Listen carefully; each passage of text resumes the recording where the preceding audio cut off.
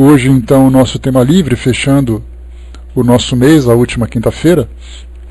Então, vocês coloquem para nós aí as questões que vocês queiram que a gente vá trocando ideias. Mas antes eu queria começar, eu acabei até dando uma palhinha ali no começo, uma reportagem que saiu essa semana no jornal O Globo, falando sobre um rapaz que se tornou bastante conhecido no Brasil, porque em 2007 ele foi entrevistado pela Ana Maria Braga no programa Mais Você, juntamente com a dona Guiomar, que é a presidente do Centro Espírita Perseverança aqui em São Paulo.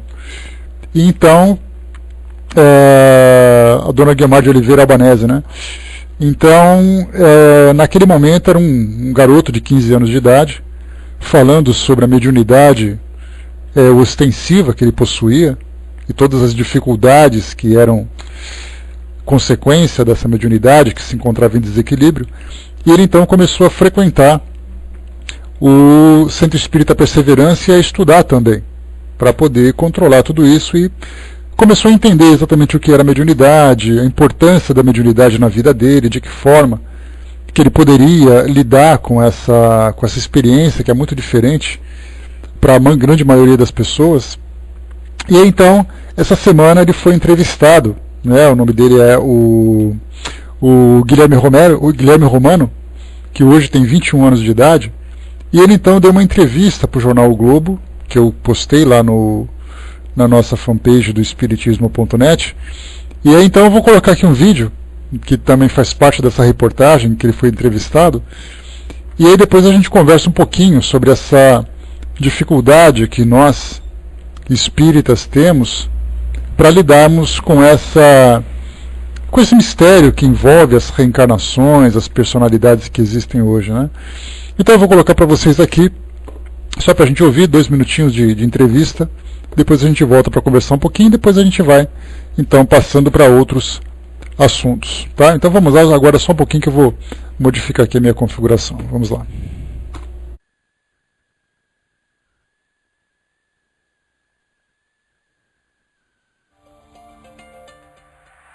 Toda vez que eu chego em algum lugar, as pessoas chegam pra mim e dizem assim: você é o Emmanuel? Eu digo assim: não sou. Já teve várias pessoas que disseram pra mim assim: ah, você pensa que me engana? Segundo Chico Xavier, Emmanuel era o seu mentor espiritual e reencarnaria em família kardecista no fim dos anos 90, no interior de São Paulo. Manifestaria dons mediúnicos já na infância. Eu nasci na zona leste de São Paulo e, bem, sou médium desde que nasci e tive o privilégio, imagino eu, de nascer numa família espírita. Eu comecei minha caminhada espiritual ali na Casa Perseverança, na zona leste também de São Paulo, um dos maiores centros espíritas do mundo, lá com Dona Guiomar, discípula do Chico. Ninguém sabe quem é o iluminado, só os próprios pais, que teriam se encontrado com Chico em 2001. A mediunidade precoce levou Guilherme em 2007 ao Mais Você. A comparação com Emmanuel só ocorreria 5 anos depois, quando o vídeo foi parar nas redes sociais, como se fosse mais recente. Começaram a dizer: olha, ele é super parecido, olha, ele tem uma vontade de educar, ele tem uma vontade de trabalhar com educação, porque é o que eu sempre falei, ele gosta de falar, ele gosta de escrever, então ele é o Emmanuel. Para Geraldo Lemos Neto, que acompanhou Chico nos últimos anos, Guilherme não é a reencarnação de Emmanuel. De acordo com relatos de Chico, o benfeitor teria deixado de auxiliá-lo em 1996 para preparar a reencarnação. Nesta época, Guilherme já estava com 3 anos de idade. Então, o furo no queixo e o sobrenome romano, que remete à suposta vida de Emmanuel em Roma, seriam só acaso? O Espiritismo vai dizer que não existem acasos, né? Eu passei a questionar muito o valor e o fim útil de todas as coisas. Qual que é o valor final de saber uma coisa dessas? Por que é tão importante eu saber a identidade de alguém se eu não conheço nem a minha identidade última?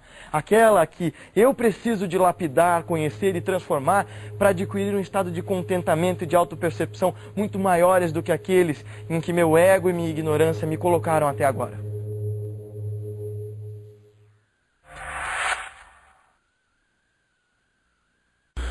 Bem, nessa reportagem, ela já trazia uma confirmação de uma notícia que corria, né, principalmente nas redes sociais, que agora a gente percebe que... ainda bem. Agora a gente percebe que fica muito mais fácil da gente difundir notícias, curiosidades, dúvidas que são apresentadas, então tudo isso acaba então se difundindo de uma maneira muito rápida. E há pouco tempo atrás eu cheguei até a comentar aqui em casa sobre essa questão desse garoto, dessas ideias que são difundidas a respeito das encarnações anteriores de uma pessoa, principalmente daqueles que são mais famosos, né, dentro do meio espírita. E aí então eu comentei desse garoto, que diziam que ele seria então a encarnação de Emmanuel. Aí uma semana depois saiu a reportagem dele tratando exatamente dessa questão.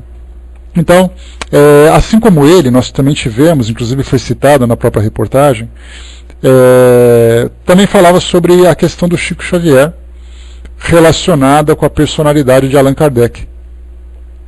E aí então nós já tivemos debates calorosos a respeito desse tema, se ele era ou se não era, quais eram as características que vinculavam Chico Xavier ao Allan Kardec, ou as características que não aproximavam os dois, pelo contrário, distanciavam cada vez mais. Tendo, por exemplo, Kardec com aquela personalidade mais racional, uma personalidade mais investigativa, enquanto Chico Xavier, aquela personalidade característica mais caritativa, mais sensível e tudo mais, né? Então, da mesma forma que nós tivemos essas ideias que acabam separando essas duas personalidades, Chico Xavier e Allan Kardec, também lá no livro Obras Póstumas, quando nós estudamos num desses últimos ciclos que nós tivemos aqui no nosso grupo, falava então que Kardec reencarnaria no início do próximo século, que seria naquela época o século XX, para dar continuidade no seu trabalho. E aí então nasceu Chico Xavier, 1910, se não me engano, foi a data de nascimento dele. E aí depois começaram a vir os livros, a divulgação e coisas e tal. E aí também surgiu essa especulação. E o detalhe é que nessa questão da vida do Chico, dos muitos documentários e muitas entrevistas que eu já tive a oportunidade de assistir, nós tivemos ali grupos de pessoas próximas entrando em divergência com relação a essa questão. Então chegava um grupo de amigos e dizia assim: não, o Chico, naquelas nossas conversas durante a noite, aquelas conversas familiares, falou para mim que ele era de fato a encarnação de Allan Kardec, mas que isso seria bastante polêmico dentro para as pessoas entenderem. E depois um outro grupo dizia também assim: olha, o Chico disse que ele não era Chico, não era Allan Kardec, tanto que Kardec ainda estava encarnado na época em que falou tal coisa. Então, os amigos íntimos, cada um falando uma coisa diferente. Imagina então os amigos distantes, como é que eles acabam ficando, né? Então, nesses dois casos, assim como o próprio Divaldo chegou a comentar há um tempo atrás que Joana de Ângeles já estaria próxima, né, já estaria numa data próxima à sua reencarnação, nós cairíamos também na mesma situação, de tentar descobrir quem é ela, né? Então, claro, todos nós, né, temos esse ponto comum, que racionalmente isso não traria nenhum benefício, pelo contrário, traria inclusive polêmicas a respeito da vida de uma pessoa, da história de vida de uma pessoa, atribuindo a ela uma responsabilidade que muitas vezes vai muito além daquilo que ela é capaz de suportar. Ou fazendo cobranças que ela tem um comportamento que houve no passado, ou mesmo cobrando um erro que foi praticado anteriormente. Então, racionalmente, nós já tivemos já pensamos dessa forma. Porém, intimamente, nós temos aquela curiosidade, que é natural para todo ser humano. Então, racionalmente, dentro dessa característica nossa de curiosidade, nós desejamos saber. A nossa, vamos dizer assim, eu criei esse nome, né? Bom dia, pessoal, bom dia, Miriam. esse nome, que a gente poderia chamar de genealogia espiritual. Só que nesse caso seria a nossa própria linhagem. Né? Então, assim, quem eu vivi, né? Qual foi a personalidade que eu tive na minha última encarnação, ou quais foram as anteriores, conhecer a nossa trajetória. Inclusive, nós temos um livro interessante chamado Eustáquio, 15 séculos, me esqueci o nome completo agora, 15 séculos de uma trajetória, isso mesmo o nome, Eustáquio, 15 séculos de uma trajetória.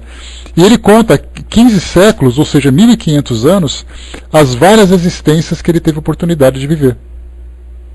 Então ele vai contando todos os seus erros, os seus acertos e tudo mais, fazendo um trabalho muito parecido com aquele que Emmanuel fez em suas obras, começando com há 2000 anos, depois 50 anos depois Ave Cristo, e aí outras citações em obras que foram publicadas através do Chico, falando também sobre a sua vivência espiritual. Inclusive isso gerou um documentário produzido pela Federação Espírita Brasileira, em que nós tivemos ali um palestrante que falava sobre cada uma dessas situações, das vivências que ele teve.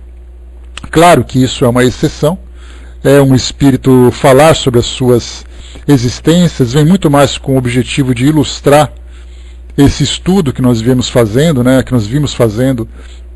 a respeito da imortalidade do espírito, a respeito das reencarnações, a respeito da evolução espiritual que o espírito acaba vivenciando.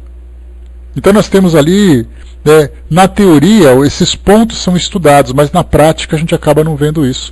Então é uma curiosidade natural para todos nós, queremos entender na prática como isso funciona. Então seria mais ou menos, eu vivi uma experiência interessante, trabalhando na área de saúde, trabalhando em UTI, trabalhando em centro cirúrgico e tal.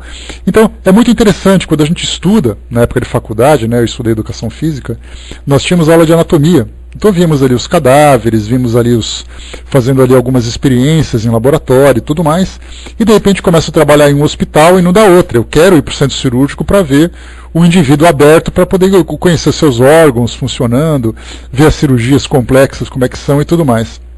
Então, vemos que é algo muito, muito semelhante àquilo que você estuda alguma coisa na teoria, em que você verifica fotos nos livros, em que você estuda as definições, estuda ali os elementos daquela estrutura anatômica, e você quer ver na prática.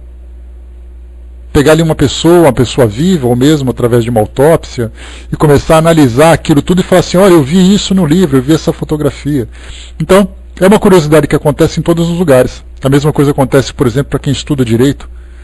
O indivíduo estuda direito, qual é o sonho de um indivíduo que estuda direito? Conhecer a dinâmica de um tribunal, daquilo que se vê na televisão e tudo mais. Você fala com um ator e você quer conhecer os bastidores, de um teatro, de uma televisão, de um cinema. Então, para nós que somos espíritas, é muito natural que nós queiramos uma ilustração de ver todas essas teorias que nós estudamos de um modo prático. Então, se eu sei que um espírito reencarna várias vezes, eu gostaria de conhecer a trajetória de um espírito para acompanhar a aplicação dessa teoria que nós aprendemos. Só que isso acaba tendo, se por um lado essa curiosidade é muito benéfica, porque nos leva a buscar cada vez mais conhecimento, a entender com maior profundidade, por outro lado a gente acaba caindo nessas ciladas da fantasia, de uma curiosidade muitas vezes não muito produtiva. Então tem um lado bom e tem um lado ruim. Depende da forma como nós vamos utilizar essas informações. Então a mesma coisa já aconteceu com o André Luiz. Você se lembra que eu comentei de uma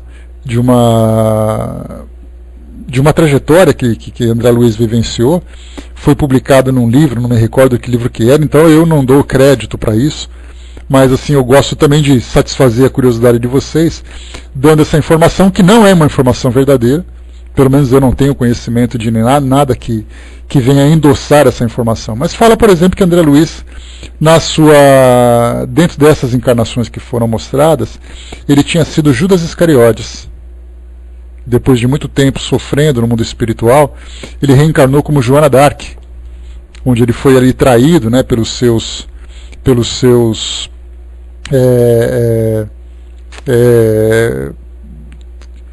conterrâneos ali da França. Depois ele veio como Estácio de Sá, ajudando ali na fundação daquela região do Rio de Janeiro. Depois tinha vindo como Oswaldo Cruz, que é uma outra polêmica muito, muito interessante também.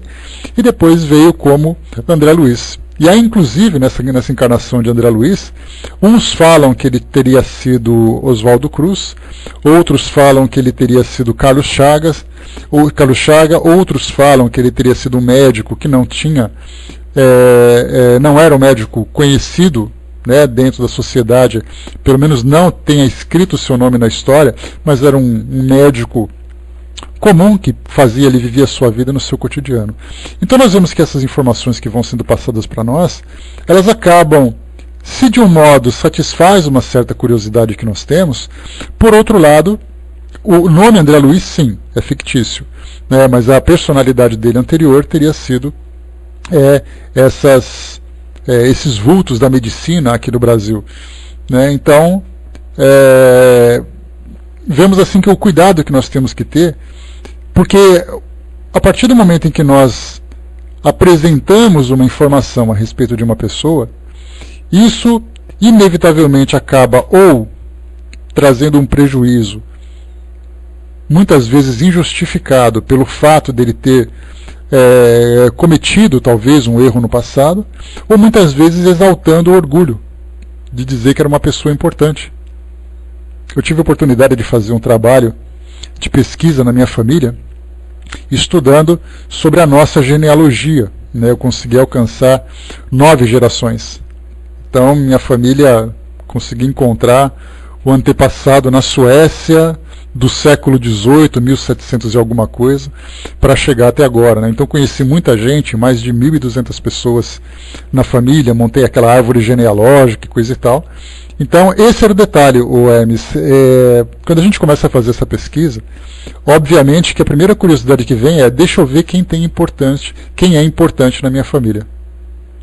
E aí então começa a procurar alguém que tenha sangue nobre, alguém que tenha tido uma grande importância para a sociedade, alguém que tenha um posto muito alto dentro da sociedade também, coisa e tal.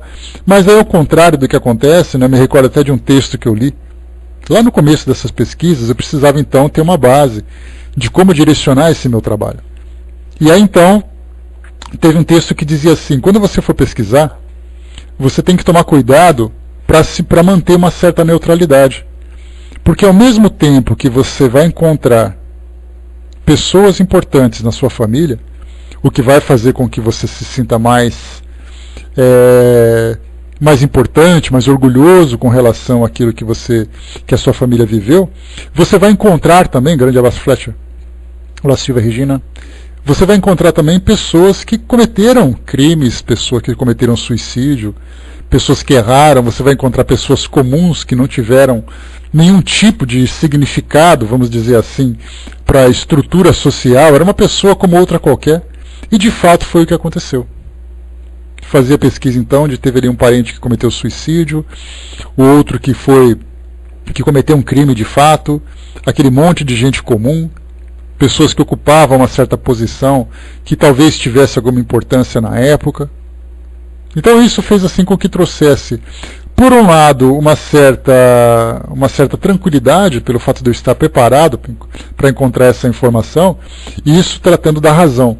Mas emocionalmente ou intimamente, dentro daquela curiosidade natural que nós temos, veio uma certa frustração de não encontrar nenhum nobre, de chegar assim de pensar na Suécia, né? Nossa, veio da Suécia. Na verdade, ele devia ser, esse meu antepassado, devia ser ali um contratado de uma fazenda qualquer, que recebia naquela época, como por exemplo, trabalhava numa fazenda, uma pessoa foi com um nome só, e ele e mais outras tantas pessoas receberam um sobrenome. Então era um sobrenome comum a várias outras, como acontecia na época dos escravos. Quando chegava uma embarcação, e ali então o dono da embarcação tinha um sobrenome de Santos. Todos os escravos que foram comprados por ele tinham o nome de Santos. Então não era nada de importante, não era nada de nome nobre, de uma genealogia sofisticada. Era muito comum Então nós vemos assim que nesse tipo de pesquisa, isso foi muito instrutivo, para mim em especial, porque eu consegui viver na prática. Essas descobertas, né, que trouxe esse efeito psicológico, emocional, de conhecer. Depois você faz uma pesquisa, vê uma pessoa que viveu no século XVIII, outra que viveu no século XIX, e assim vai, porque isso eu consegui transferir também para as pesquisas espíritas. De perceber que muitas vezes nós somos espíritos comuns, tendo uma vida comum, sem grande relevância para a história do lugar onde nós vivemos, mas que para nós, intimamente, cada experiência teve um peso muito grande, que acabou, consequentemente, nos transformando naquilo que nós somos hoje, independente de que nós fomos. Então, essa situação de queremos encontrar alguém importante na trajetória encarnatória de alguém, é para nós uma curiosidade que, sim, mais uma vez, ela é muito positiva, porque nos leva a esse desejo de investigação, desejo de pesquisa, mas ao mesmo tempo é muito negativo porque nós nos apegamos nessa questão do orgulho, da vaidade, da crítica muitas vezes.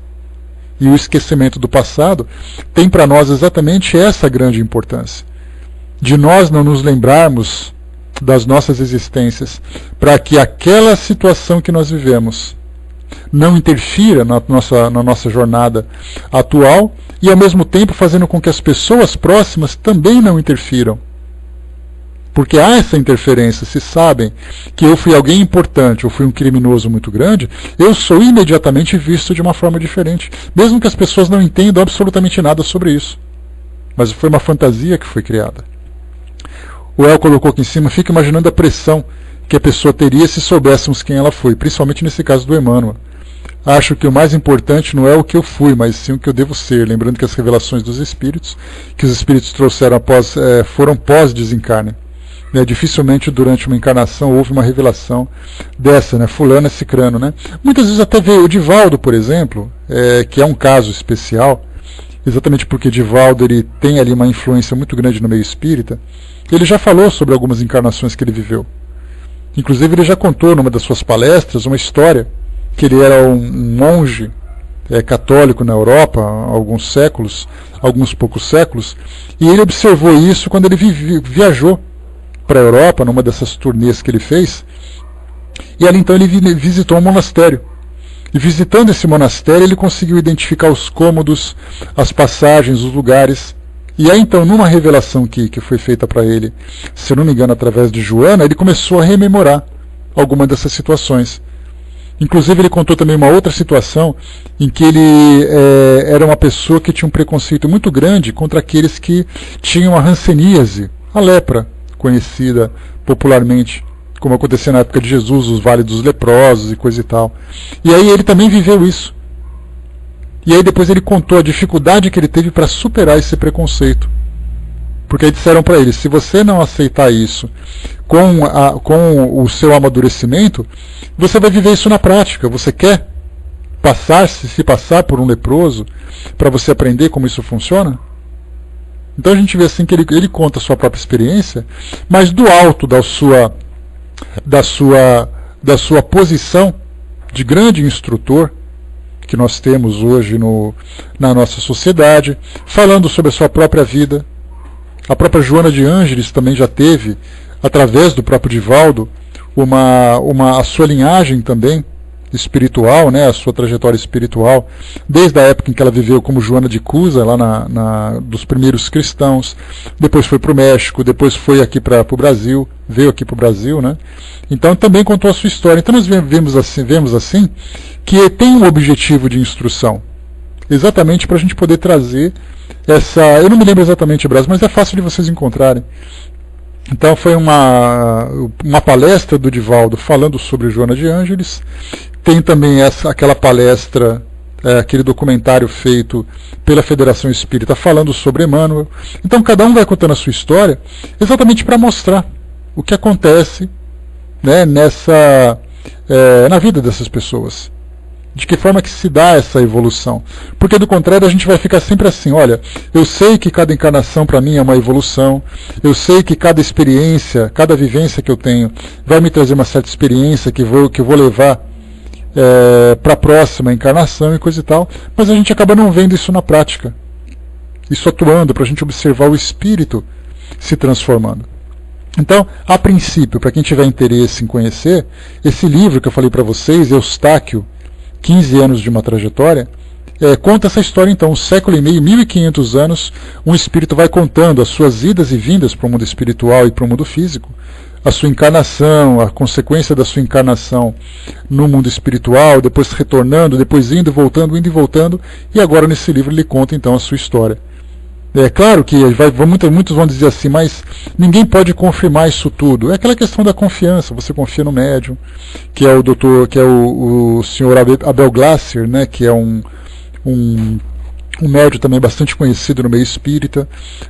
A forma como o livro se desenrola, mas certamente isso para nós vem a título de ilustração, que nós devemos ler com muito cuidado, com muita atenção, com uma base doutrinária mínima para a gente poder fazer o julgamento daquilo que é passado, mas não deixa de satisfazer para nós essa nossa curiosidade de vermos na prática aquilo que é passado para nós na teoria.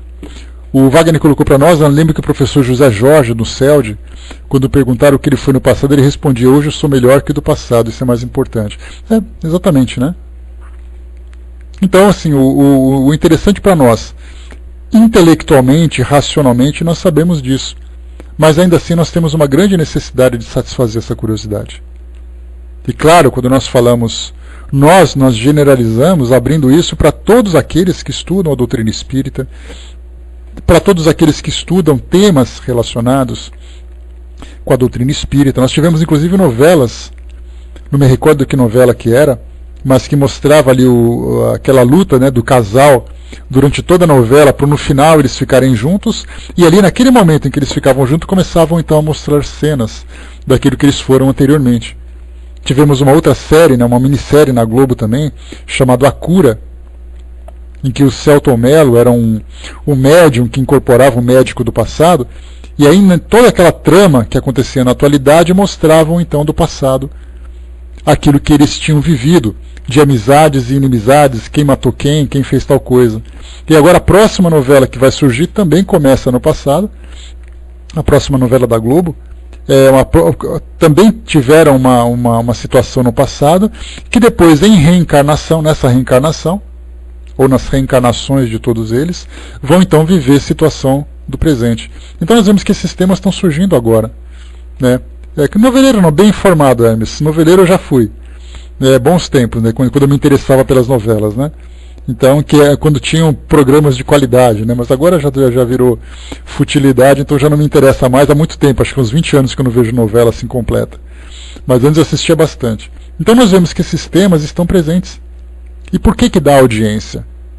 Exatamente porque aqueles que são espíritas ou aqueles que não são espíritas, mas se interessam por esse tema, desejam a ilustração, a visão prática daquilo, já que não conhecem a própria história, começam então a procurar. E sabe por que, Fletcher, que isso virou moda? Porque é um tema que chama a atenção das pessoas. Agora a mídia percebeu que cada vez que é lançado um tema, seja na mídia escrita, seja na mídia falada, seja na mídia televisiva, não importa qual seja, todas as vezes em que você lança esse tema, a audiência aumenta muito, dá muito lucro. Então não é somente uma questão de você contribuir para a divulgação de uma mensagem doutrinária, alguma coisa assim. É porque isso dá dinheiro. E dá dinheiro porque as pessoas desejam isso tudo. Então, quanto mais informações nós tivermos, é melhor. Então vocês vão começar a perceber, nós vamos começar a perceber, que ao nos depararmos com situações como essas, que tem esses temas espiritualistas, as pessoas se fazem mais presentes. É um filme que é lançado, é um livro, um novo livro, uma reportagem principalmente, um programa na televisão. Então não é à toa que nós vemos novelas e mais novelas e minisséries e entrevistas com espíritas ou médiums ou espiritualistas aparecendo na televisão. Cada vez que eles aparecem, chama atenção. O que vocês acham que dá mais entrevista? Uma entrevista com um político ou uma entrevista com um médium? É óbvio que vai ser aquilo que satisfaz a curiosidade das pessoas. O Wagner colocou lá em cima, né, quando o espírito, como Joana de Ângeles, Emmanuel, conta suas trajetórias, o fazem no intuito de informação instrutiva, é diferente quando um espírito não informa, e os encarnados ficam procurando, né, fazendo ilações sobre o seu passado. Exatamente o que eu comentei, Wagner. É essa curiosidade que nós temos, né? Daí a importância do estudo, de uma divulgação seletiva, cuidadosa. Essa reportagem desse rapaz, deixa eu pegar o nome dele de novo, porque eu esqueci. Do Guilherme Romano, ela foi muito proveitosa porque ela quebrou exatamente uma ilusão, uma fantasia que era difundida. Então é natural que as pessoas queiram informações assim. Isso faz parte do nosso instinto para satisfazer essa curiosidade. Cabe aos meios de comunicação, aos grupos de estudo, às instituições que têm como objetivo, como função, difundir informações instrutivas, até satisfazerem essa curiosidade, mas de um modo muito cuidadoso, de um modo muito atencioso, para evitar exatamente alimentar essas fantasias. Então não adianta a gente dizer para as pessoas, pare de procurar isso porque isso não é importante. Elas vão continuar procurando. Porque você não fala com a razão, você está tentando modificar as emoções, os sentimentos dela. Então, assim, o importante é assim, vamos instruir para que essa curiosidade seja direcionada de um modo mais proveitoso. E não simplesmente uma curiosidade fútil, porque nós sabemos que a lei da oferta e procura é assim. Se eu tenho um monte de gente curiosa, eu vou satisfazer essa curiosidade. E vou lançar qualquer tipo de história, qualquer tipo de fantasia, qualquer conto, para que elas comprem, para que elas se aproximem, para que elas busquem. Então, é aquela história mesmo, né? Já que elas estão buscando, vamos instruí-las. Ainda que seja com esse tipo de informação, já que é mais chamativa. E nós temos filmes assim, você pega um filme, por exemplo, que foi lançado na década de 1990, A Múmia. Olha só o título, A Múmia. Aquele filme de ação, aquele filme meio de suspense, não tem nada de terror, né? Mas é muito mais filme de ação. Ali nesse filme mostra a filha do faraó, que no futuro virou uma historiadora. E a inimiga dela era a amante, né? Era a esposa do faraó, que tinha uma amante. Aí mostra uma encarnação anteriores dela e coisa e tal. Terror é Branca de Neve, que tem bruxa, Miriam. Tá? A Miriam, quando assiste Branca de Neve, ela fica apavorada, porque tem a bruxa, meu Deus. Vamos lá. O Brás colocou em cima, né, quando temos condições de saber nossas vidas passadas, é o que chamam de autoconsciência, né? E mesmo assim, Brás, a gente tem uma dificuldade muito grande para poder lidar com essas informações. A pergunta é, por que ela vem? Muitas vezes revelações dessa natureza aparecem em grupos de desobsessão, porque você tem um inimigo do passado, esse inimigo está te perseguindo. Você vai querer saber, mas o que eu fiz para você? Aí ele vai contar, por que você fez isso, isso, isso, e eu estou aqui para me vingar. Então acontece assim, a pessoa fala, tá, eu sei que eu fiz uma coisa errada. Então, às vezes acontece de uma forma espontânea, às vezes acontece uma revelação por uma necessidade, como é o caso desse de desobsessão. Às vezes acontece por motivos, um sonho, sei lá o que é por quê. Então aparece. E aliás isso é uma questão interessante que faz a gente levantar um tema com relação às terapias de vivências passadas, que também é um outro tema muito polêmico aqui no meio espírita. Eu me recordo quando participava de alguns grupos de estudos, aqui mesmo no Paul Talk, quando esse tema surgia, a primeira coisa que faziam era abrir o livro dos Espíritos. Porque ela estava dizendo, Deus não permite que isso aconteça só em alguns casos. Aí a pessoa falava assim, olha, mas acontece que eu conheço um psicólogo que faz terapia de vivências passadas. Aí os argumentos que eles utilizavam é quase como se esse psicólogo estivesse praticando uma blasfêmia. Como se ele fosse para o inferno por estar quebrando uma lei divina. Assisti sim, Angelina, bem interessante esse filme. Conta a história, né, de um indivíduo que teve ali a experiência de quase morte, coisa e tal, e ele teve ali uma experiência muito interessante no mundo espiritual, vendo algumas situações que ele viveu anteriormente, né? É desse filme que você comenta, né? Isso, inclusive eu tenho ele aqui, né? Ele era em VHS e eu consegui pegar em digitalizado, né? Então, nós vemos assim que nessas questões de terapia de vivências passadas, né, que é importante a gente corrigir também. Eu sempre gosto de trazer para vocês esses termos, essas terminologias que ajudam no melhor entendimento. Quando nós falamos em TVP, né, TVP, como está aqui, muitas pessoas dizem assim, mas é terapias de vidas passadas. Só que a gente tem sempre que corrigir isso, porque quando você fala em vidas passadas, é como se a sua vida fosse dividida em vários pedaços. Que na verdade a sua vida é única. Você é o espírito imortal, único, que passa por diversas experiências. Por isso nós chamamos de terapias de vivências passadas, não de vidas passadas. Porque na vida passada eu fui tal coisa. Não, na sua vida passada você foi você mesmo. Porque você não mudou de vida. Você continua sendo esse espírito. Você pode ter tido experiências diferentes, ter passado por personalidades diferentes.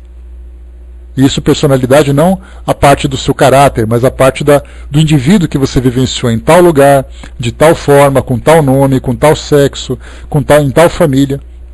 Então, terapia de vivências passadas. E aí a gente entra num outro caso, que foi exatamente o doutor, não me recordo se foi o Brian Weiss, que ele escreveu um livro chamado Muitas Vidas, Muitos Mestres. Foi o primeiro livro que foi lançado com essa temática nos Estados Unidos. Eu sempre confundo ele com outro, Babudinho. Impressionante como eu confundo esses nomes. Então ele escreveu esse Muitas Vidas, Muitos Mestres porque ele fazia a terapia de regressão de memória. Porque esse era o nome que ele tinha. Então ele foi fazendo regressão de memória, levando a pessoa até aquela consciência, aquela autoconsciência uterina, para saber exatamente o que houve durante a gravidez que tenha provocado algum tipo de trauma. E na verdade, naquele momento em que ele fazia a regressão, aquela paciente começou a contar histórias de lugares diferentes, com situações diferentes, e ele não entendia o que era. E ele foi perceber então que ele conseguiu quebrar uma barreira de uma existência para entrar em outra. E aí ele começou a fazer mais e mais e mais investigações, e aí surgiu o livro, Muitas Vidas, Muitos Mestres, Dr. Brian Weiss, esse é o nome dele. E aí então depois desse livro ele escreveu um outro livro, contando a história de vários pacientes que ele tinha, e ele nos Estados Unidos ele foi inclusive até ridicularizado pelo meio dele. Porque lá nós tínhamos ou o pensamento científico cético, tínhamos e temos, né? Ou é o pensamento religioso dogmático. E aí aparece um profissional renomado que fala sobre encarnações, que fala sobre histórias passadas. E aí então ele foi criticado, ridicularizado, mas por um outro lado, ele acabou então conquistando também o nome do livro, do outro livro agora, não me recordo, Flash, faz muito tempo que eu li. Então, e por outro lado, acabou chamando a atenção de muitas pessoas que queriam conhecer isso tudo. E esse livro foi um best-seller. Ele foi vendido assim, de uma forma estrondosa, porque caía exatamente nessa questão. As pessoas ouviam falar em reencarnações, as pessoas acabavam tendo interesse em conhecer a reencarnação, e aparece então um livro com histórias sobre a reencarnação. Também ele próprio, o segundo livro dele. E nós temos aqui no Brasil, também, que eu não me recordo o autor, 20 casos de reencarnação. É aqui um tema brasileiro, um livro brasileiro que foi escrito também por acho que foi o professor Hernani Guimarães Andrade. Eu acho que foi o professor Hernani Guimarães Andrade. Então, 20 casos de encarnação aqui no Brasil. E aí também foi um livro que vendeu muito. Aliás, para nós, que também somos estudantes da doutrina espírita, esse é um livro que ilustra muito bem essa questão. O Wagner lembrou aqui em cima, deixa eu pegar aqui, Wagner, que você escreveu. Bom dia, pessoal que chegou. Num passado recente, aquele menino que foi arrastado pelo carro, acho que foi João Hélio, esse mesmo, depois até apareceu psicografia feita no CELD que ele fez no passado. O CELD teve que escrever uma nota dizendo que não ocorreu tal comunicação, né? É a mesma coisa. Então, lembrando daquele caso, né? A mãe estava indo ou voltando para a escola, não me recordo ainda, e aí então no meio do caminho houve um assalto. E aí então tiraram a mãe do carro e a mãe correu para o banco de trás para tentar tirar o filho, abriu a porta, o cinto não soltava e os ladrões dispararam.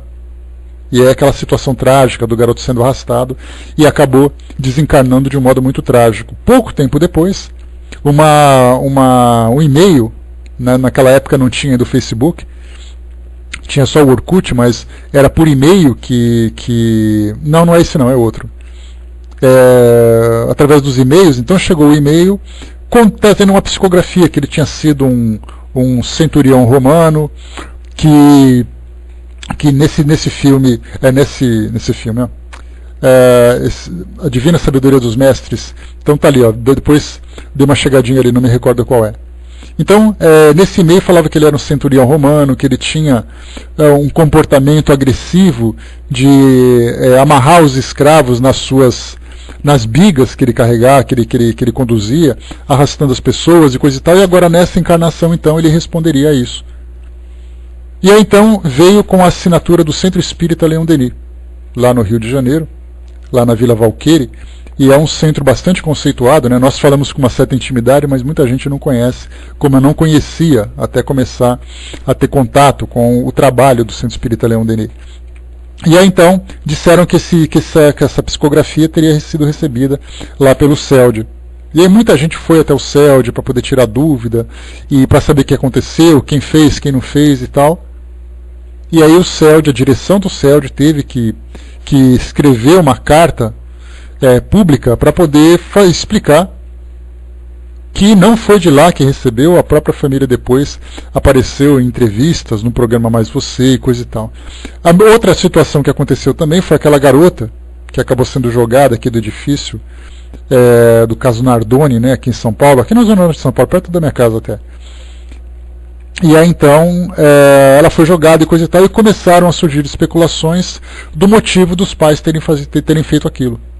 Então é mais uma situação que como eu falei para vocês, né, daquilo que é instintivo para nós, de tentarmos entender o porquê das coisas, principalmente dentro desse campo daquilo que é considerado sobrenatural, daquilo que é considerado místico, daquilo que é considerado misterioso. Então nós queremos satisfazer essa nossa curiosidade. E é aí que tem o objetivo então. Nós temos ali um elemento extremamente importante, que é o desejo das pessoas conhecerem. E por outro lado nós temos um compromisso extremamente importante, que é fornecermos as informações corretas para que essas pessoas sejam esclarecidas. E não simplesmente dizer para as pessoas, parem de procurar porque vocês não vão achar.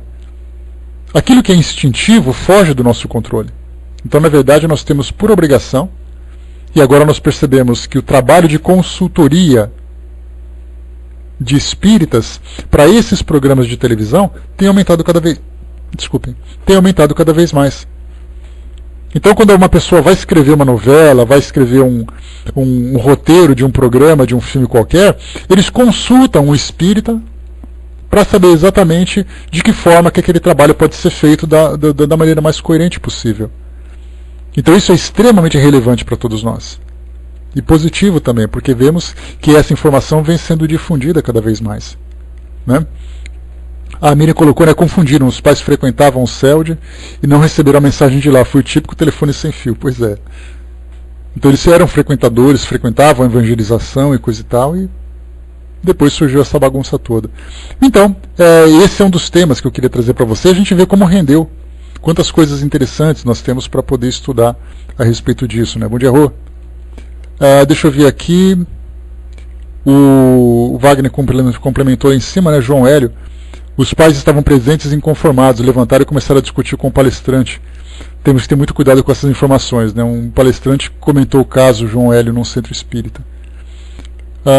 Certo, né? Então, para a gente poder perceber, né, como as coisas acontecem, né?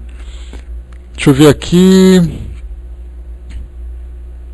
O Flat colocou aqui, né? Eu amo o oceano, será que porque é bonito ou gostava de água em outra encarnação? Pode ser tudo, né? Nós estamos abertos a tudo aquilo que é belo, a tudo aquilo que é bom e tudo aquilo que é prazeroso. Algumas vezes nós temos a oportunidade de reencontrar com situações ou com elementos que dão continuidade naquele prazer que nós sentimos anteriormente. Pessoas que vão para um país, que vão para uma região e dizem que se sentem muito bem, que se sentem à vontade. Ao mesmo tempo, por outro lado, nós temos aqueles que vão para certos lugares e sentem um medo, uma aversão que é incompreensível. Simplesmente acontece. Então, na verdade, cada experiência para nós, num local, numa situação, com pessoas, vão marcar em nós, deixa ali a sua marca. E isso vai ter continuidade nas nossas existências futuras, positivas ou negativas. Mas o mais importante de tudo é que nós vamos, conforme vamos nos instruindo, vamos evoluindo, vamos aprendendo a lidar com tudo isso, transformando tudo aquilo de positivo e negativo que nós vivenciamos nessas existências anteriores em algo que nos impulsiona a um crescimento maior, principalmente nos estimulando ao desapego àquilo que diz respeito ao mundo físico, ao mundo material. Então o espírito simplesmente reconhece a experiência que vivenciou, mas não sofre mais por ela, exatamente porque ele acabou aprendendo, tendo maior compreensão a respeito daquilo que ele vivenciava. Porque para nós é assim, né? Nós lembramos sempre que o espírito, quando desencarna, né? Todos nós, Érica, é algo que presente para todo mundo, só que, né, mais presente para nós. Só um instantinho, pessoal, vamos lá. Só um instantinho, por gentileza.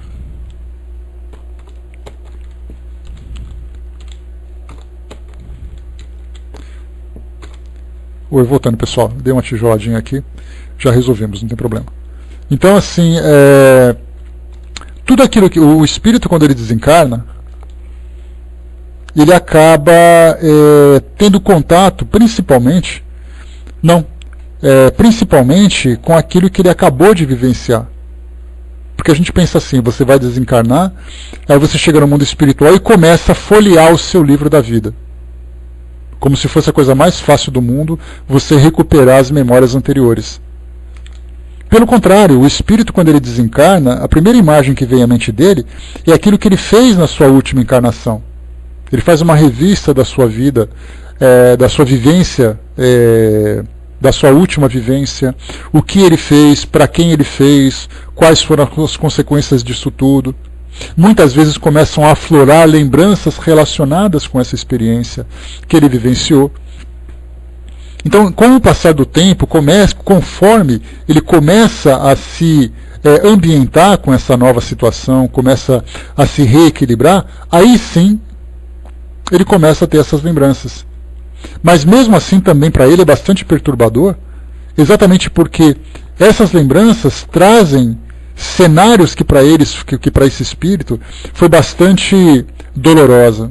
E aí então ele pode muitas vezes sofrer efeitos psicológicos bastante dramáticos.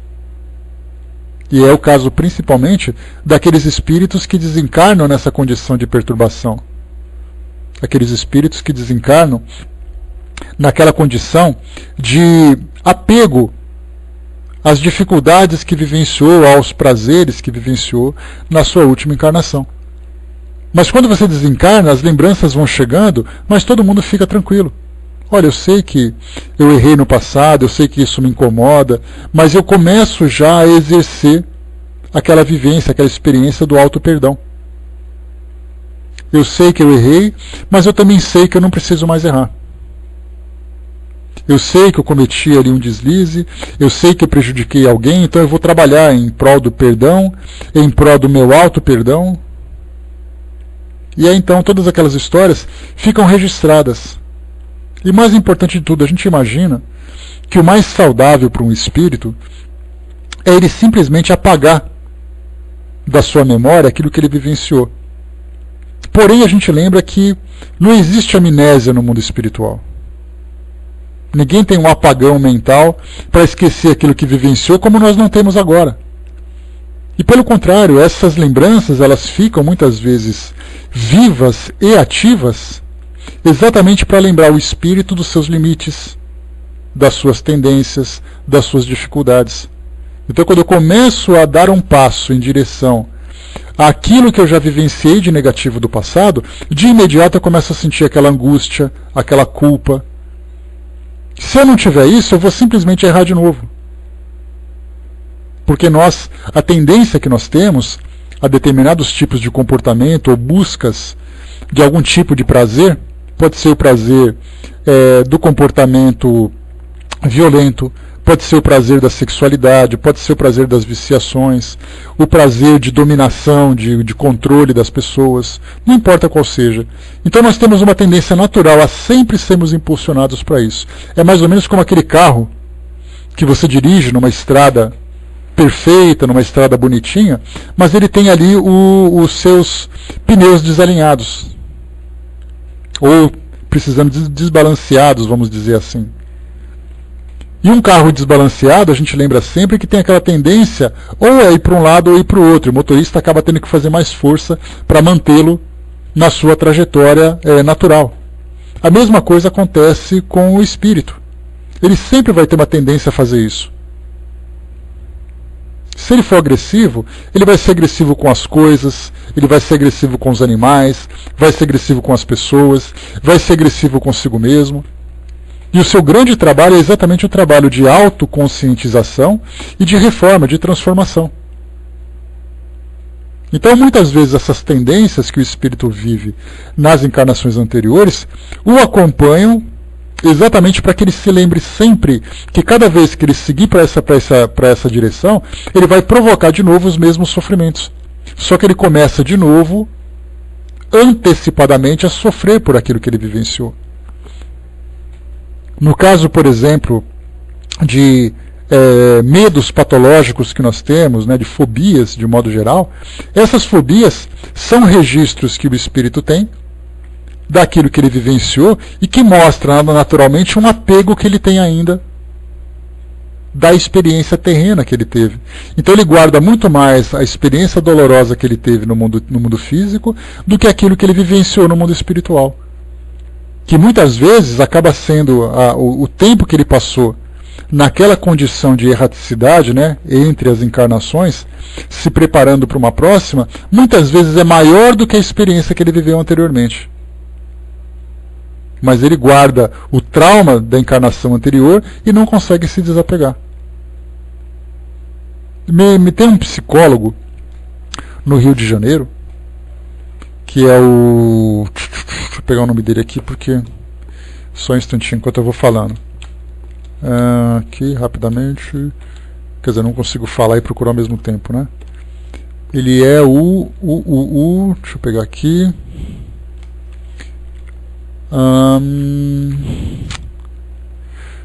o Dr. Isaías Claro. Não é Isaías Claro, não. Sérgio Breves.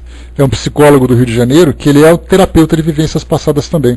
Ele é psicólogo, é espírita, é palestrante espírita, lá do Centro Espírita Leão Denis, e também é terapeuta de vivências passadas.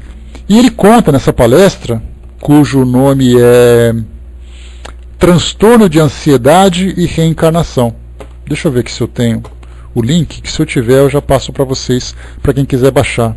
Deixa eu pegar rapidamente aqui, só um instantinho. Que eu tenho aqui várias coisas anotadas. Agora eu preciso achar aqui nome por nome. Só um instantinho, pessoal.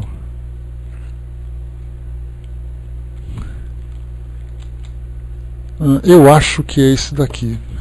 Se não for, vocês vão se dar bem do mesmo jeito. Tá aqui, ó. Aqui nesse link vocês vão conseguir baixar. Deixa eu pegar aqui de novo, para mais um pouquinho.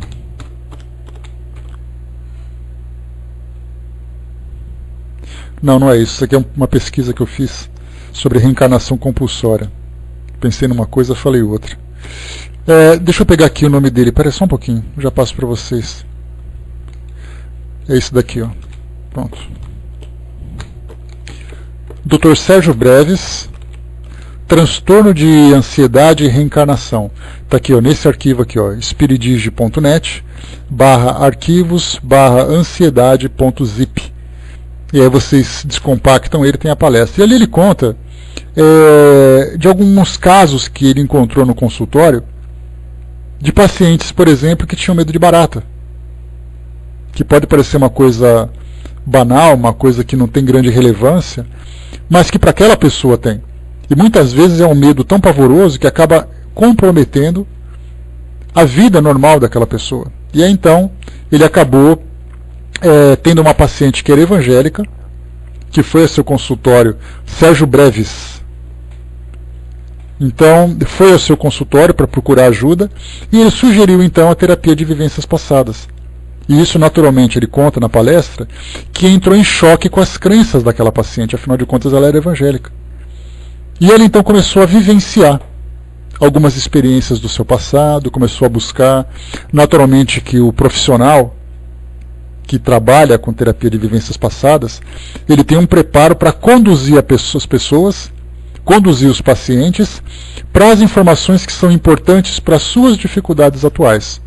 Não é simplesmente abrir as portas do passado e falar assim, olha o que você fez, quem você foi.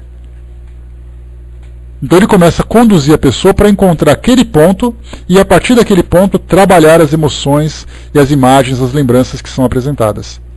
Então, nesse caso dessa pessoa, ele conta o seguinte, que ela fez a sua regressão, se viu durante o seu último desencarne, que parecia estar num calabouço ou alguma coisa parecida, talvez num lugar na Europa, não se sabe onde que era, e ali então ela acabou desencarnando, ela acabou morrendo naquele lugar ao abandono, porque era uma prisioneira, sei lá por que motivo foi, não me recordo. E aí então ela desencarnou. E ali então ela viu, durante essas lembranças, baratas andando sobre o seu corpo.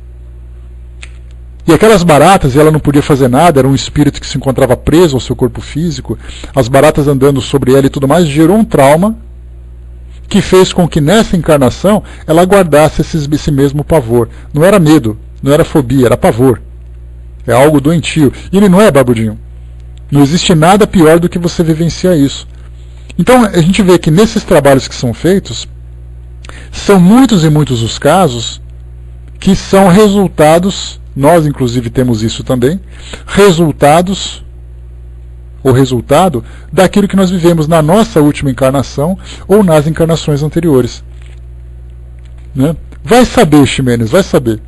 Né? A gente nunca, é difícil também, esse é um caso também delicado da gente colocar, porque muitas vezes a experiência de uma pessoa não significa a experiência de outras pessoas, embora o resultado seja o mesmo. Eu me recordo, a gente já está entrando na nossa trajetória final aqui, eu me recordo de um acidente que nós tivemos aqui em São Paulo com um avião da TAM, que ele foi pousar aqui no aeroporto de Congonhas, e aí então o piloto, eu ia falar motorista, o piloto não conseguiu frear o avião, por problemas na pista, de liso, coisa e tal, e o avião então foi em direção ali à Avenida dos Bandeirantes, o Rubem Berta ali, né, e dos Bandeirantes. E depois acabou explodindo, um monte de gente desencarnou e coisa e tal. E nessa época eu me encontrava com os amigos, no encontro que nós tivemos aqui em São Paulo, e aí, então a pergunta surgiu, o tema, porque quando você tem encontro com espírita numa pizzaria, só se fala nisso, né? Ninguém fala de futebol, ninguém fala de viagem, só se fala de coisa espírita, é impressionante. E aí então, comendo aquela coisa toda, comendo a pizza, se alimentando e tal, veio o assunto, né? E aquele avião? Como é que nós podemos explicar a desencarnação coletiva daquelas pessoas? Não é não, Rô? Conta para eles. Então, desencarnação coletiva. O que será que aquelas pessoas fizeram? E esse é um tema interessante de desencarnação coletiva, porque a gente cai na mesma situação de falar de encarnações anteriores. Então, o que será que aquelas pessoas fizeram para todas elas desencarnarem ao mesmo tempo? Me recordo também de uma palestra que foi proferida lá na Comunhão Espírita de Brasília, na época em que houve aquela chacina, ou aquela...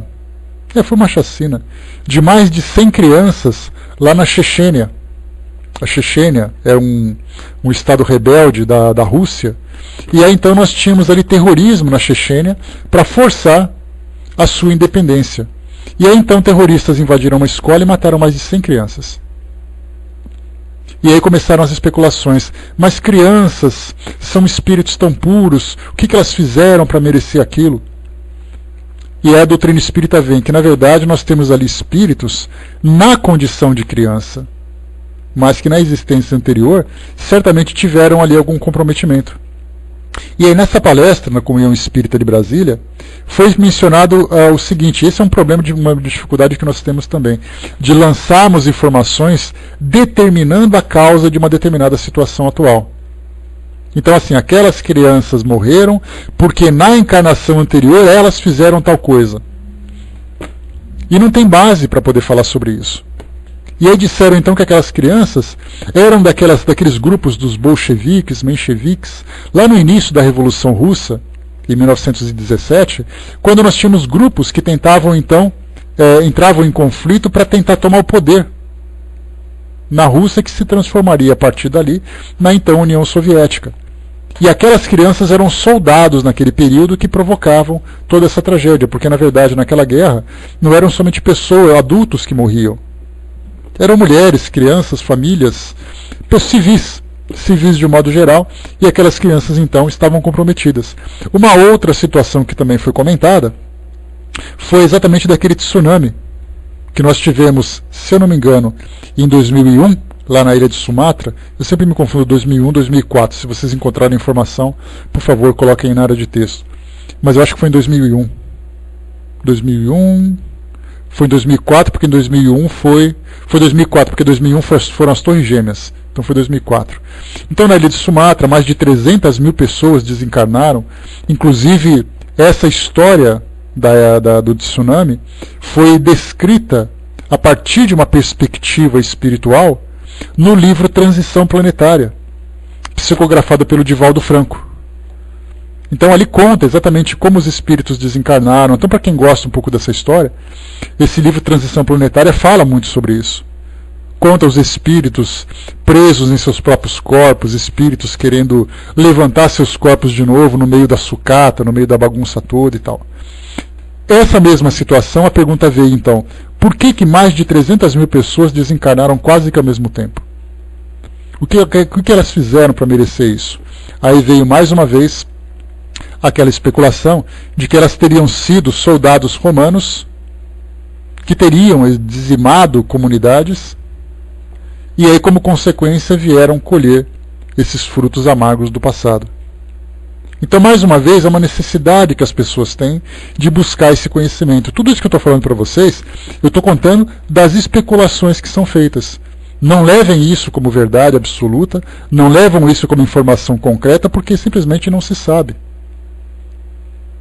Até porque também esse tipo de informação, que quando não é bem divulgada e não é bem trabalhada, com uma base doutrinária, com um entendimento mais profundo, ele gera muito mais confusão do que certeza, do que conforto. Tanto para aquelas pessoas como para outras também. Então, nesse caso do Nepal, é uma outra situação. Tantas pessoas, hoje mais de 4 mil pessoas desencarnaram. E então, voltando ao restaurante que eu comentei com vocês, eu começo a devagar e perco o fio da meada, mas a gente pega pelo rabo e puxa de volta. Voltando ao restaurante, então, foi perguntado: mas por que tantas pessoas desencarnam ao mesmo tempo? O que elas fizeram? E eu estou comentando do restaurante, voltando mais uma vez daquela situação da barata e da lagartixa, né? Será que é porque eu tenho medo de lagartixa, porque tinha uma lagartixa andando em cima do meu túmulo, porque a barata estava andando no túmulo da vizinha? Então, nem sempre um trauma que nós guardamos vem como decorrência de uma vivência comum. Muitas vezes a barata para um é situação para outro.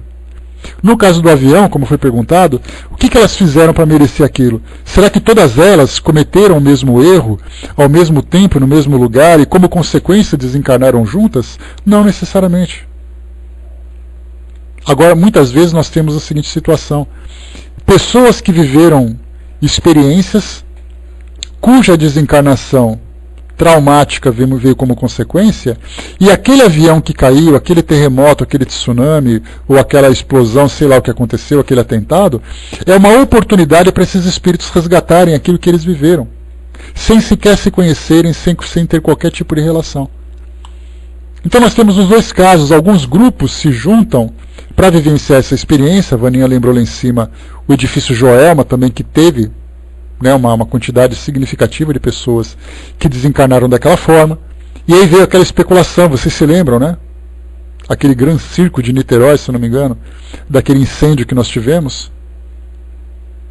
Aquelas pessoas desencarnaram, como consequência foram para o edifício Joelma. Para vivenciar. Não, ou melhor, desculpem, não vamos confundir Joelma com aquilo. A história trazida por Humberto de Campos era a seguinte: as pessoas que desencarnaram naquele grande incêndio de Niterói eram pessoas da época dos romanos que perseguiam os cristãos, ficavam nas arenas comemorando, os leões devorando os... Só um instante, pessoal, por favor, um minutinho só.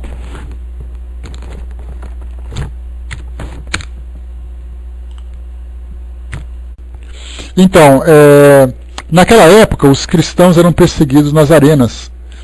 E aí, então, elas eram ou queimadas, ou os leões devoravam. E aí, então, no auditório, assim, na arquibancada, vamos dizer assim, nós tínhamos ali vários daqueles romanos que vibravam, que torciam, que gritavam, cada morte que acontecia. Como aconteceu o caso de Joana de Cusa, que foi executada exatamente por ser uma cristã, uma seguidora de Jesus, na época dos romanos. E aí, então, Humberto de Campos conta para nós que nessa situação do Gran Circo, essas pessoas que morreram, que desencarnaram pelo incêndio, eram aqueles romanos que estavam na plateia, acompanhando tudo isso. Então nós vemos que são novelas e mais novelas, são histórias e mais histórias, que acabam estimulando a nossa imaginação, que certamente tem muita vontade de voar, porque a imaginação tem asas longas e muito fortes, porém ela tem que voar de uma forma cuidadosa. Porque mais uma vez, como eu disse para vocês, uma curiosidade bastante saudável, que nos estimula ao aprendizado, que nos estimula à busca de informação, mas temos que estar com os pés no chão.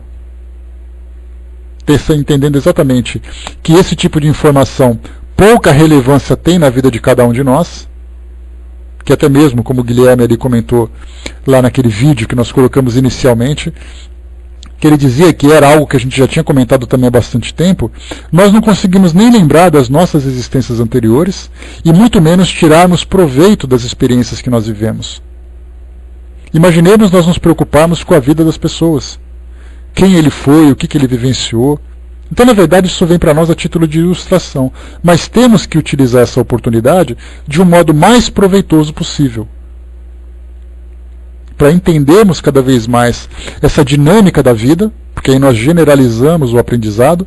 Nós não falamos da minha vida ou da vida dele, nós falamos da dinâmica da vida, dos espíritos imortais, que encarnam e desencarnam, que no mundo espiritual vivem experiências, no mundo físico também vivem, que cada encarnação para nós é uma sucessão da encarnação anterior, que as experiências positivas ou negativas que nós vivemos no passado nos acompanham no presente, nós temos que aprender a lidar com elas. Hoje nós vemos famílias que vivem conflitos bastante dramáticos, e esses conflitos surgem exatamente porque no passado foram espíritos que se comprometeram de uma forma muito dolorosa e que hoje são forçados, entre aspas, pela situação psicológica, afetiva, financeira, a se agruparem naquela circunstância para poderem aprender a lidar com aquilo que viveram no passado. Então nós vemos que tudo isso, essas informações, esses livros, esses programas que são exibidos e tudo mais, ilustram cada vez mais aquilo que nós estudamos na teoria. E nós temos que aprender. Seja verdade ou não, seja real ou seja uma ficção, certamente nós poderemos tirar um grande proveito. Mas a partir do momento em que nós nos preocupamos demais com isso, para sabermos quem foi, quem fez o que aconteceu, aí nós perdemos o foco. Porque nós nos preocupamos em utilizar aquilo para a nossa própria transformação. Nós utilizamos aquilo para fazer julgamento da vida das pessoas. Me recordo, para a gente poder fechar, num jornal espírita que foi publicado, não me recordo de onde, que falava sobre uma das existências passadas de Chico Xavier. Uma das vivências que ele teve. Que ele teria sido uma rainha em Portugal, se não me engano, chamada Joana a Louca. Essa rainha, ela era casada com Filipe o Belo, que era um nobre de Portugal, acho que era um membro da realeza de Portugal. Só que ele era muito mulherengo, ele era muito infiel, casaram naquele compromisso político e coisa e tal, e ela era extremamente apaixonada por ele. E aí então ele desencarnou. E ela, dentro da sua loucura e da sua paixão, ela não permitia que ele fosse sepultado. E aí então, nesse sepultamento, o corpo dele ficou durante muito tempo guardado no castelo. E ela guardava aquilo tudo, aquela experiência. Mas é que eu estou falando para vocês, Fletcher. Esse tipo de informação que eu estou falando para vocês é algo que a gente não tem comprovação. Disseram que as últimas encarnações dele tinham sido como mulher. Disseram que a encarnação anterior ele foi um homem. Então, são pessoas que ficam levando essa polêmica e a gente começa a fazer julgamento. De imaginar o Chico vivendo um desequilíbrio como esse, de imaginar o Chico fazendo aquela outra coisa, toda aquela imagem do trabalho que ele fez hoje de caridade, de amor, de divulgação, acaba ficando em segundo plano. A gente se preocupa muito mais em julgar aquilo que foi trazido anteriormente. Que ele foi Allan Kardec, ou ele foi a rainha Joana Louca, ou ele foi Allan Kardec. Escolham. Histórias, ilusões, fantasias nós temos de sobra para confundir nossa cabeça. Então não importa quem foi. O que importa é o que é, e mesmo que tenha sido divulgada aquela informação, que nós peguemos para nós, para aprendermos a lidar com as nossas experiências anteriores e começarmos principalmente a construir as experiências do futuro. Fechando por aqui então, o nosso estudo, já estamos aqui às 10h30, né? Então hoje era o nosso tema livre, que acabou não ficando tão livre, né? Porque eu acabei focando principalmente nessa matéria e ela me chamou muita atenção. Exatamente pela importância que nós temos de tomarmos esse cuidado, de uma pessoa ter que vir a público para poder se justificar para os outros, para dizer assim, olha, eu não sou aquilo que vocês estão falando que eu sou. E aí, como ele lembrou, né, de uma forma até muito interessante, ele ainda colocou assim, tem pessoas que dizem para ele assim, né, mas você está querendo me enganar, mas eu não vou aceitar. Então, começa com essa situação, né? Então é só uma curiosidade que eu trouxe para vocês, que eu achei muito interessante, muito legal da gente sempre estudar, né? Sempre, Braz, eu acho que todos os temas que nós estudamos, lamentavelmente nós temos essa questão do orgulho, do egoísmo, de fazermos muitos julgamentos. Então, Carlos Bacelli, sim, ele tem ali um rótulo de polêmico e tudo mais, por causa de suas publicações, por causa de temas dos livros que ele acaba abordando e tudo mais, mas sem dúvida é um médium que faz um grande trabalho. Né? Ou seja, quem somos nós para fazer qualquer tipo de julgamento? Mas, sendo ele uma personalidade pública dentro do meio espírita, nós temos contato com aquilo que ele lança. Da mesma forma que nós aqui da nossa sala também somos sujeitos a vários tipos de julgamento, por falarmos, por divulgarmos, por termos gravações que se espalham, os livros dele também correm o mesmo risco. Mas a gente tem que lembrar sempre de pegar o lado positivo da coisa. É o trabalho que é realizado, é o resultado desse trabalho, é o objetivo daquilo que se faz. Aquilo que está errado tem que ser corrigido, tem que ser esclarecido, não criticado, porque é sempre aquela crítica destrutiva. Ah, porque fulano fez, fulano não presta. Então, se ele sair de lá, você vai assumir o trabalho que ele está fazendo? Você consegue fazer melhor do que ele faz? Não, eu só estou achando que está errado. Tá, então vamos tirar todo mundo então, deixa só você no mundo. Que assim o mundo vai ser do jeito que você gosta. Então a gente sempre tem que ver o lado positivo das coisas. Eu recomendo para vocês, inclusive já comentei aqui, um livro que eu achei muito interessante dele, é o livro A Escada de Jacó. Conta a história dos bastidores do que aconteceu na Guerra do Iraque em 1991, quando Saddam Hussein invadiu o Kuwait, e aí então forças, né, da coalizão foram lá para defender o Kuwait, liderados pelos Estados Unidos e tal. E nesse livro ele conta como os espíritos que desencarnavam durante aquela guerra se comportavam. Então ele falava que os espíritos continuavam se perseguindo, continuavam combatendo, espíritos que utilizavam aquele colete-bomba explodiam e mostrava a situação espiritual daqueles espíritos. As caravanas que se apresentavam para poder ajudar os espíritos que desencarnavam de uma forma tão traumática, sejam civis, sejam militares. Então esse livro eu achei ele muito interessante. Então tem coisa ali que eu dou aquela coçadinha na orelha? Sim, todo livro tem. Até mesmo o livro de Kardec. Querem uma situação? Quando Kardec traz na Revista Espírita a casa de Mozart. E eu fico pensando, uma casa no planeta Júpiter. Ah, tá. Aí Kardec coloca assim, olha, eu só estou avisando, só estou passando a título de curiosidade a título de inventário, que é a expressão que ele utiliza, porque os espíritos disseram isso. Então eu estou passando para vocês também tomarem conhecimento, mas não temos comprovação sobre isso. Então quando fala sobre essa situação, dá aquela coçadinha na orelha. Então Kardec me faz coçar a orelha, Divaldo me faz coçar a orelha, Chico, Bacelli, todos eles fazem. Quando pegamos, por exemplo, Manuel Filomeno de Miranda, quando ele fala sobre os carnavais que acontecem no mundo espiritual, com aquele desequilíbrio de sexualidade no livro Sexo e Obsessão, é aquela coisa que a gente lê e fala, tá, interessante, é possível que seja, mas aquela coçadinha na orelha também. O Chico mesmo, quando ele lançou Nosso Lar, a gente lembra, ele falou assim, eu não posso lançar isso, porque para mim as pessoas vão achar que eu estou enlouquecendo. E aí Emmanuel falou, lança porque essa é a realidade e aguenta firme que você vai conseguir. Então até o mesmo Chico desconfiou, ficou assim inseguro quando lançou Nosso Lar. Então o que a gente faz? Pega todas as informações, guarda aquelas que são mais polêmicas, aquelas que são um pouco mais contraditórias, e com o passar do tempo a gente vai esclarecendo, sendo ela verdade ou não.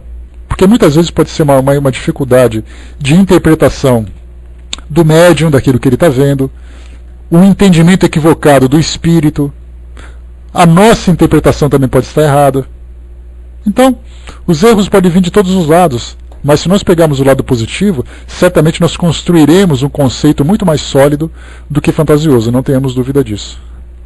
Pessoal, fechando por aqui então o nosso trabalho, vamos lá.